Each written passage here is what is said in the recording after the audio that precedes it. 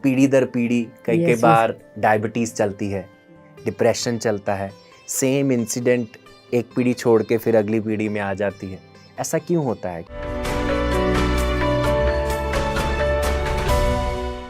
जो आज आप हैं उसका प्रभाव सबसे पहले आपके बचपन से आया है। जो पहले आपके 7-8 वर्ष हैं वो कैसे थे? माता पिता के साथ आपका रिश्ता कैसा था? क्या आपको प्यार मिला? मम्मी पापा दोनों थे? ये सारी चीज़ें, और कैसा संघर्ष था आपके जीवन में? क्या स्कूल में खिल्ली उड़ाई गई, मौकरी उड़ाई गई? ये सारी चीज़ें हम बचपन से अपने साथ लेकर आते हैं। हमें लगता है बचपन चला गया, पर बचपन के जो बीज होते हैं और कहीं अगर हमारी वुंड्स बन जाएं तो वो हमारे साथ बुढ़ापे तक चलती रहती हैं, भले ही हम 70, 80, 90 वर्ष के हो जाएं। तो अगर आपका वहाँ पे काम रहा है तो पहले आपको अपने बचपन पर काम करना है। फिर दूसरा पड़ाव होता है जब हम आपको देखते हैं आप अपनी माँ के पेट में थे। कैसा आपकी माँ का रहना था, स्वभाव था, कैसे उनके संघर्ष थे, क्या फिजिकल अच्छा था उनका, मेंटल अच्छा था, अपने दिमाग में क्या सोचती थी, क्या वो चाहती थी बच्चा होना या नहीं चाहती थी, क्या प्रेगनेंसी एक्सीडेंटल थी या नहीं थी, ये सारी चीज़ें। और आसपास का वातावरण कैसा था, क्या सब तैयार थे, क्या किसी को बेटा चाहिए था या बेटी चाहिए थी, क्या उस तरह का क्या प्रभाव था, क्योंकि वो सारा बिलीफ सिस्टम हम कहीं ना कहीं अपने अंदर एब्जॉर्ब करते हैं। अगर मैं आपको एक छोटा सा एग्जाम्पल दूं इस चीज़ को लेकर, तो हम देखते हैं कि जैसे किसी बड़े को अपने अंदर रिजेक्शन फील होता है।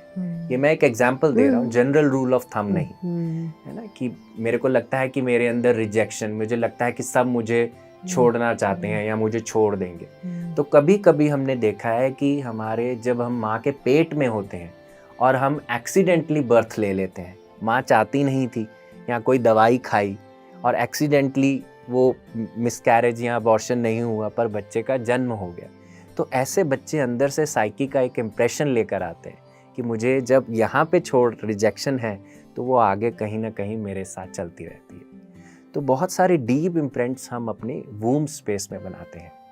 फिर तीसरा एक पड़ाव होता है जिसको हम कहते हैं कि हमारे मम्मी पापा का कैसा जीवन था। ये सिर्फ ऊपर ऊपर तक के सोचने की बात है कि हम अपनी माता पिता से नैन नक्श लेते हैं, पर इसके अलावा भी बहुत कुछ लेते हैं।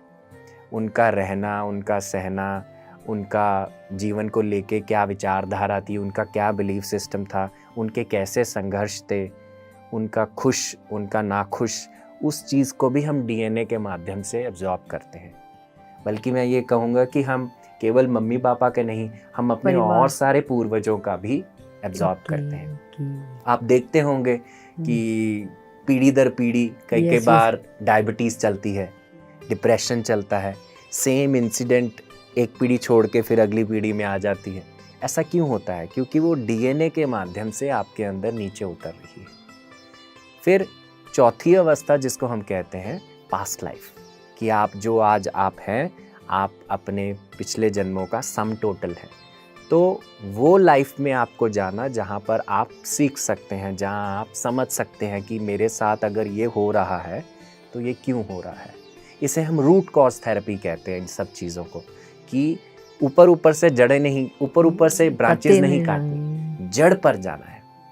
तो ये सारी चीज़ें आपको जड़ों में जाने के लिए सहायता करती हैं और इन्हीं चीज़ों के माध्यम से हम किसी को समझने का प्रयास करते हैं।